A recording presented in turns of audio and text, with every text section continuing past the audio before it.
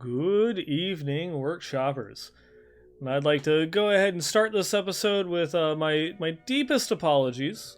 You know, we were supposed to record episode 165 last week, but unfortunately some real life stuff got in the way. Had to go through and push it back. Even now we're going through and listening. We're starting a little bit late here on the Twitch channel. Work has been kicking my ass, not gonna lie. But I'm glad to go through, be back for this episode. But on top of that, have a little bit more bad news. Teased a little bit at the end of last week's episode that we would be having an interview here. But unfortunately, I'm here to introduce you to episode 165, the episode of Marginal Disappointment. And where I was in talks with Blizzard to go through and get, developers as well developers on the show, but it ended up getting shut down from higher up. So I have collected your questions. I'm going to go through and hold on to those. I know we had a couple on Twitter, a couple on YouTube, and we had a couple emailed in. I'll be going through and holding on to those. I see, slackers here in channel. I'm sorry that I'm not going to be able to go through and get to your question, but don't worry. I'm sure I'm going to have the opportunity to answer some of those at some point, if they don't already come up, as we go in the future. But it was a decision that was made from higher on up. No ill will or anything like that. PR, things like that. Change all the time, and sometimes you just they'll agree to one thing and then all of a sudden their priorities change, something comes up and they have to back out. But I'm still gonna go through, try and do what I can as far as getting the best coverage of Diablo news that you're gonna find. And who knows, there's long-term plans. We got 5 months until BlizzCon.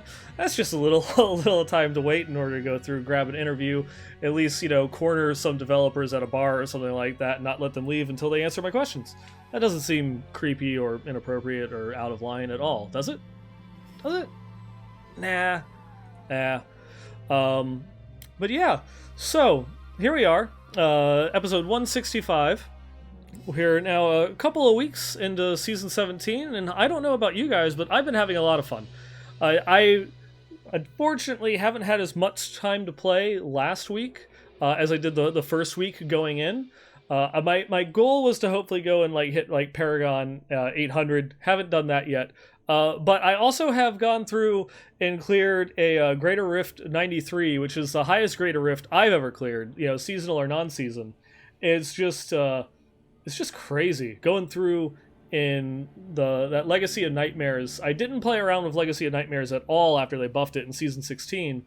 And with the Season of Nightmares, is just a huge power spike for the Necromancer having those 2 free ring slots. And I've been going through and doing a Lawn Singularity, and it's been a lot of fun. Still getting used to the playstyle. What is it? It almost feels like you're playing like Galaga, because if you have 100 things all being thrown at you on the screen, and you're gonna die instantly if any of them hit you. So it's just a lot of running around, hiding behind your mages. But it is nice. I'm pretty sure that I can clear higher than a 93. I just haven't been going through. I've been wanting to level up my gyms, do some augments there. Played around a little bit with some Inarius builds. I've been trying to put together a Lawn Thorns build, though I don't think that I'm quite anywhere near the level that I need to in order to push with that one, because that's a type of build that really only works at the highest of levels, because you need the enemies to be doing a ton of damage, or they need not a ton of damage, but the enemies need to have a ton of health, so that way they stay alive long enough to get those Dead Ringer stacks up, to then be going back and reprocking out that Thorns damage. I would definitely like to go through and pass the question on to you. I asked on Twitter, at the end of the first week, of how has the season been treating you? What have you been doing? Well, what are some of your goals, your accomplishments? We're just a little over 2 weeks in, and I'd like to hear what's going strong for you. Have you been enjoying the season of Nightmares? Have you did you go through, get your galactic wings, and you're set and done, moved on?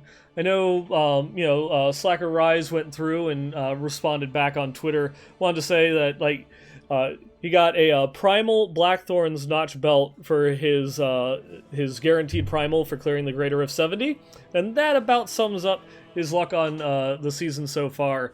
I've got an interesting story on that one too. And then Kurova, another longtime listener of ours, RNG has not been kind, playing solo only as always, decided to play Necro, have the 4-piece set bonus but crap gear otherwise, can't get the tier 4, the Torment 4 done yet, therefore grinding on Torment 1 to get better gear and progress further, but I'll get there eventually, like in every season so far. Solo just takes so much longer, especially since the kill streak's end too soon for a solo-only player. Rarely will I get to 50, let alone 100. I'm sure that's one of those ones where it's just like the kill streaks as far as farming experience to get up there. But gearing up for Legacy of Nightmares has been very interesting in this season. I have dumped easily 20 to 30,000 blood shards into trying to get this stupid Requiem chest. That's probably hyperbole. It's probably closer to like 15 to 20,000. But I've been trying to get this Requiem chest. But Kadala, legitimately, I will spend 1,100 blood shards at a time trying to get this. And Kadala will only give me blue and yellow chests and maybe like 1 Chang's. And it's just so frustrating trying to go through and get that. I found one which I cubed, and I've had no luck getting an ancient one, and I decide, you know what, screw it. I'm going to move on. I have an ancient piece. I have the Requiem, which it doubles the amount of health and essence that you get back when using Devour, and then if you overcap with it, you get it for a couple of seconds. You get everything that you overcapped by returned back to you. So that way it's easier to keep at max essence during those Land of the Dead periods for pumping out those max essence Singularity mages. Ideally, you'll be wearing that and have something else in the cube. I have an ancient chest piece that I'm wearing for the damage bonus, which is like the best setup that I have at the moment. And so I just start rolling on Helms, because I need an ancient Leorix to go through and try and cap off a couple more ancients. And I think I spent maybe 250 blood shards on Helms, and I got an ancient Leorix crown. Okay stats. Could have a higher base buff for how much it doubles the gem. It only rolled 77%, so I'm still going to go for that one a little bit. But it's just, I've spent so many Greater Rifts worth of blood shards trying to get this chest, and I don't get any chests. And then as soon as I switch to something else, it's just like, here you go, now go and spend more of your shards on chests. It ends up being the same. I think the only thing that I'm missing at the moment now is my amulet. I need an ancient amulet, and I'm fully decked out.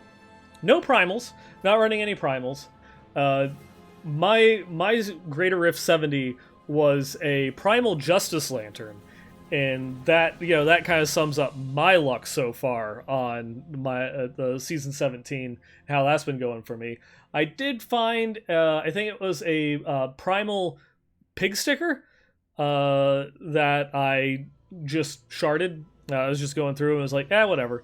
And then I also have a Primal Focus. So my count for the season so far has only been 3. But like I said, I'll spend thousands of blood shards and get maybe 2 legendaries out of that chest slot.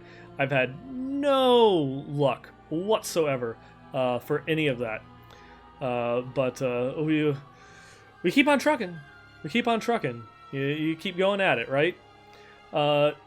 I know, like, just going through and watching Leviathan, who's been doing the solo self-found this season, which, if you're interested, is still going on. It will I will be hard to catch up if you haven't started yet, but if you are interested and you have been playing completely solo so far, it goes until June 21st to try and get those top spots. I know Leviathan and Tuba are kind of going through and racing it out at the moment, but Tuba is Tuba, and he does like top high-end pushes on every class. If he were to focus on just one, I mean, who knows what he could do with that type of dedication to the game. Well, Leviathan, I believe he's pushed like a solo 113 on his Demon Hunter, which is just insane this early into the season for a single solo clear on a Demon Hunter, but not just solo clear, but legit solo the entire season. He's just been using his time wisely, going through doing effective speed runs just for the experience, as well as some decent luck for going through and getting his upgrades and such. But man's on a mission, and you can definitely tell that one. And again, one more time, Westmarch Workshop at blizzpro.com. Let me know how your Season 17's been going. Is it something that you've been having fun with? Have you been having great luck? Have you been having kind of crap luck like Slacker and myself? Let me know. Drop me a line. I'll go through. I'll be able to read your story here on the show. And one thing, I thought I remember going through and covering this on last week's episode, but I guess I didn't. Maybe it was something that I got stuck in my head. So forgive me, or maybe I edited out, or I did it on the after show or something like that. But there has been some updates to the art book and the art of Diablo 3 that we talked a little bit beforehand. Now, last time that we talked about this, mentioned that the foreword is by Brahm and the introduction is being done by Chris Metzen. We have a little bit more of a finalized cover for that art book itself, as well as going through and having some new images added in, so that way we see some awesome concept art, as well as the style that they're going to be going for throughout the book itself. You can see kind of like the font type.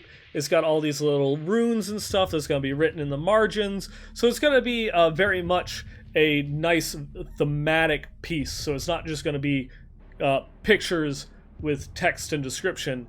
Everything is going to go through and tie into the universe when it comes to this art book, and it's going to look absolutely amazing. There's no point in trying to strain your eyes either, as far as trying to go through and read the text that's on there. I forget the specific term for it, but it's fake Latin. None of it actually means anything. There are some actual Latin words in there, but they're put together in fake or false sentences. So it's there's no point in trying to figure out what that says. It's just complete nonsense. It's all jibber jabber is what it is. It's a nice little thing. They're still going through. They're working on that. Hopefully, we'll get some more information on that one as we get closer to the release date on that, which it still is set at November 3rd on the Amazon listing, but that, if we go by the Book of Adria, we know that got delayed by almost 2 months. It was supposed to release in October, got pushed back to December. They did have a limited collection that was on sale at BlizzCon itself. That sold out so fast. I remember there was a lot of people that were wanting to go through and get a copy of it, but that was one of the first items to sell out, at least one of the first Diablo-related items to sell out at the convention itself. If you are going to BlizzCon, if, say, that date does get pushed back, that date does happen to coincide with BlizzCon, if it's going to be released around that time, I'm sure that you'll be able to get your hands on an advanced copy at BlizzCon itself. So one of those nice little added bonuses if you manage to make your way out there to the convention.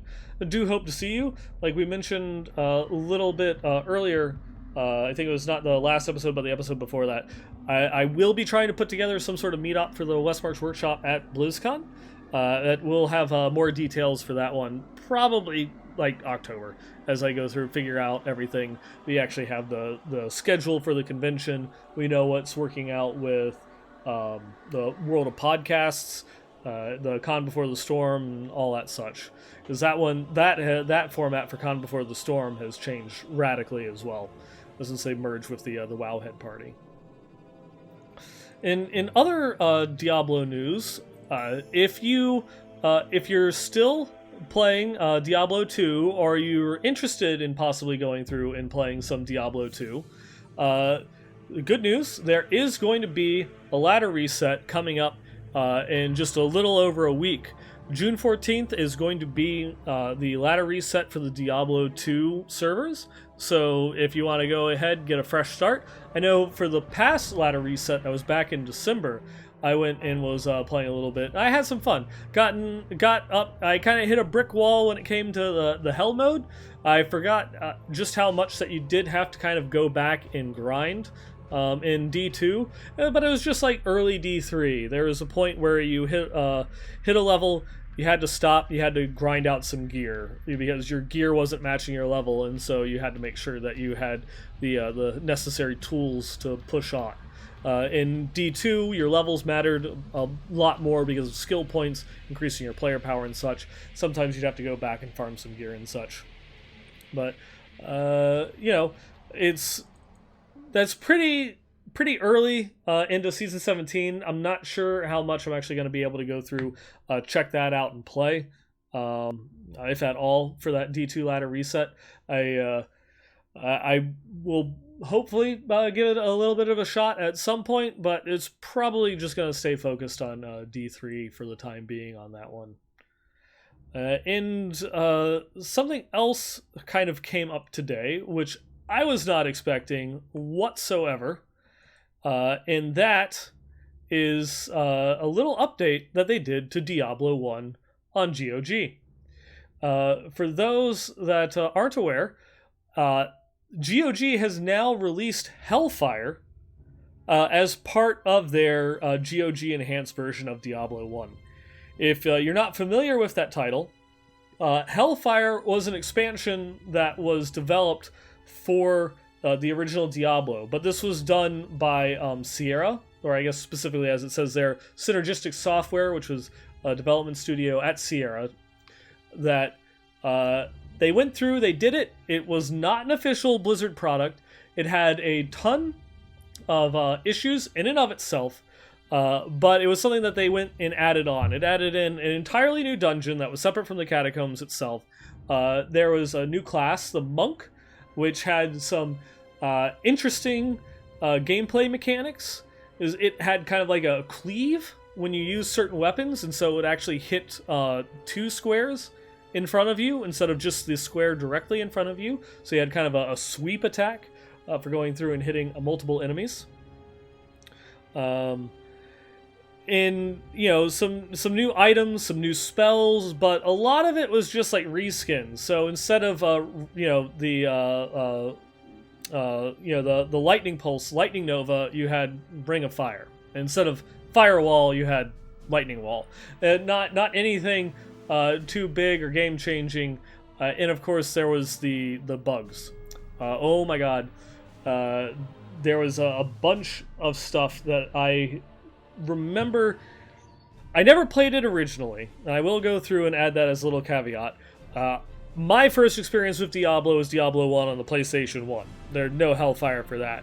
And it was a couple of years later, afterwards, as I went through, I got a PC, started playing StarCraft, absolutely loved that game, but because of my experience with D1 on the PlayStation 1, D2 did not register for me until I saw another friend playing it, and by then, it was like late 2001. A friend was playing Lord of Destruction. Oh, it looks pretty cool. Oh, they've got a demo. Let me go on. I'll log on to the Ariat Summit, downloaded the demo for it, played as the Barbarian. You had, what was it, the Bloodmoor and the, the Cold Plains. And that was it. That was all that you had as far as the demo, but I fell in love. Instantly went out, bought it, had my mom praying outside my door, all that stuff. I'm sure you experienced that too with a religious family when you went and brought home a Diablo game. And like kind of like from there, the rest was history. But I went back and looked at what was it with Diablo 1. Why did I not like this game before?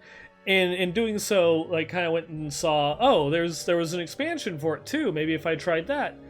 And there was some issues because it wasn't an official Diablo product, and so it didn't have the same feeling. Like in the new dungeon, the enemies, there was some issues with like the sound sampling. So if you were fighting a new enemy or using a new spell, the sound was noticeably different, like a lower quality sound.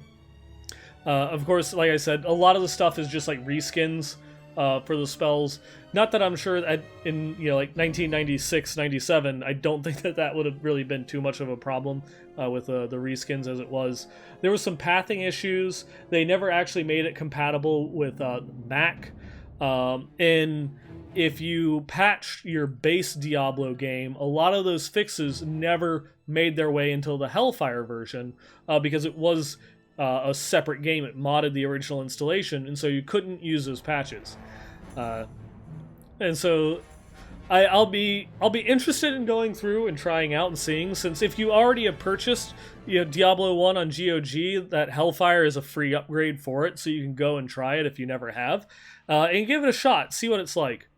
Yeah, that was one I was not expecting, and from what they said on the website, they actually had to go out and get specific permission from Blizzard to add this to the GOG version of the game.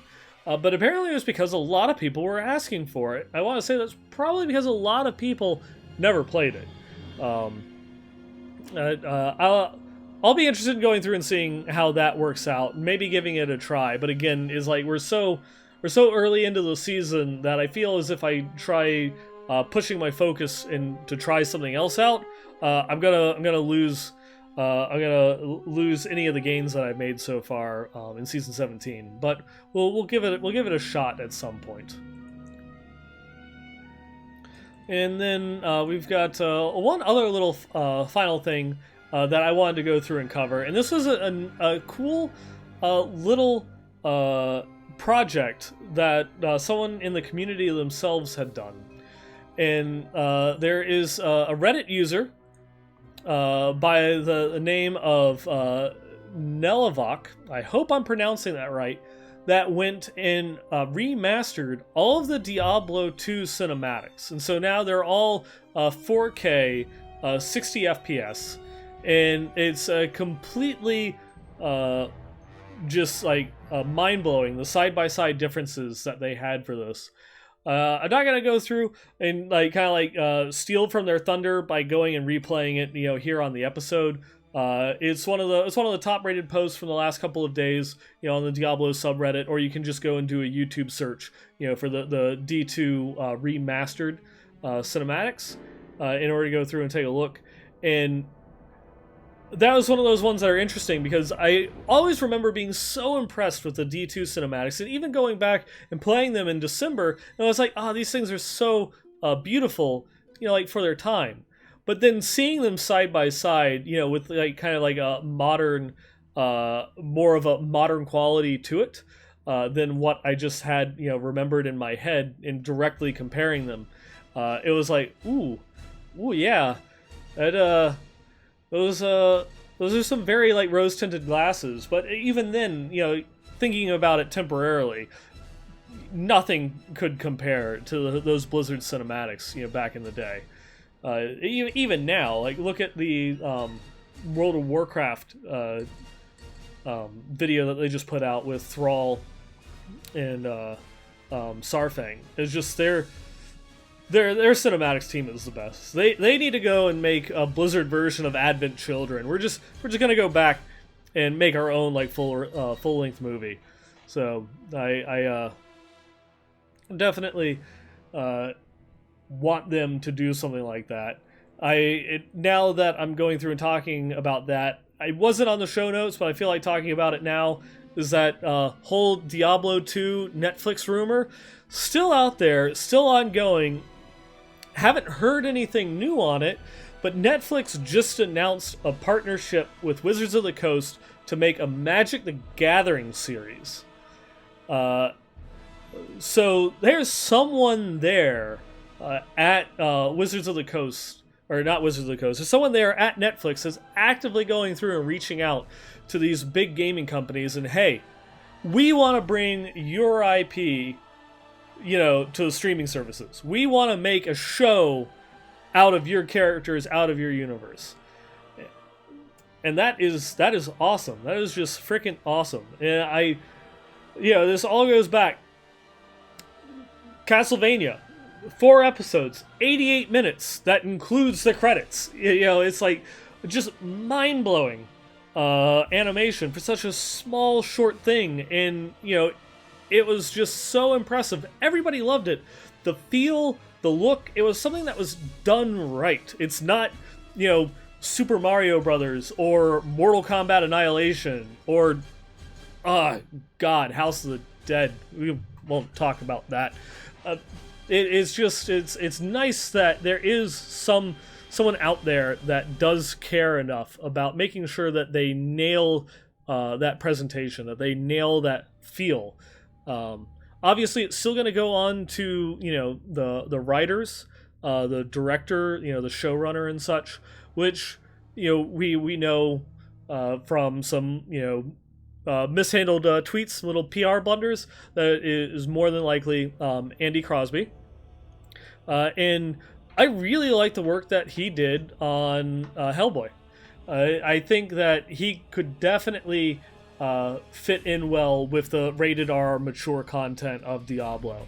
Probably going to put a little bit of a humoristic twist on it, but could also go pretty serious on it. If they just have to make Wrath into a 4-episode miniseries with full blown fight scenes and build up and such, and I'll be a happy camper on that one. But that is more or less going to bring me to the end of tonight's episode. I am again very sorry about missing last week and kind of having to go through and do this interim episode, and then everything with the interview falling out. I will be doing another episode next week, so we're still going to keep on track, so that way we're not affecting anyone's long-term schedules or anything like that. We will still have episode 166 on I guess gonna try and have it on June 12th. Caveat, work might get in the way on that one, and so I might have to push it to June 13th. I will keep you guys updated on Twitter, so just make sure that you follow the show at the WM Workshop or myself at 9ballgamer for updates on that one. If things change, I will let you know ahead of time. I will record the episode next week, but there is potentially an event that will be happening next Wednesday that I have to be present for, and it of course goes well past 9 o'clock. We will see on that one. But until then, please, the question for the episode, how has Season 17 been treating you? Let me know what your luck has been. Have you had any epic finds? Have you had any painful deaths? For those of you that are playing on the hardcore side, drop me a line, Westmarch Workshop at bluespro.com. You can also tweet at the show, which again is at the WM Workshop, and live stream here every other Wednesday night at 9 p.m. Eastern, 6 p.m. Pacific. Might be some small changes here and there on that one, but again, just follow me on Twitter, and I'll make sure that you're kept up to date. But that's always here at twitch.tv/BlizzPro. We will eventually go through and put the episodes up on YouTube as well, if you can't make it here for the live shows. So just do a search for Westmarch Workshop or do a search for BlizzPro on the YouTube channel. And of course, we're on iTunes. I think we're also on, Spotify, Stitcher, so many other places. I don't even know how many places that you can find the audio version of the podcast nowadays. And of course, you can find all the topics that we talk about on the show and more at diablo.blizzpro.com. We're even in game. We're the BlizzPro clan. You also join the Westmarch Workshop community itself. And by all means, go ahead, drop in and say hi at discord.gg/BlizzPro. Not always there, but I always keep an eye on it. And if I ever see anybody in the audio channels, I do try to log in to go and just pop in and say hello to anybody that is going through and using the chat room there. I'm setting up a Discord server on my own for some side projects that I'm going through and trying to work on and move forward with as soon as I have a little bit more free time. It's not going to detract from the show whatsoever. Some of it is going to be a little bit Diablo related, more so with a focus on lore than the news, and also working on a little bit of a Warhammer side project as well with some friends. If you're interested in that, obviously nothing to do with Diablo on that side or the show. Just follow my personal Twitter at 9ballgamer for more info in the coming weeks as I go through to try and get those up off the ground. But until then, I thank you all for coming through, joining me here on this episode, and I look forward to catching you all next time.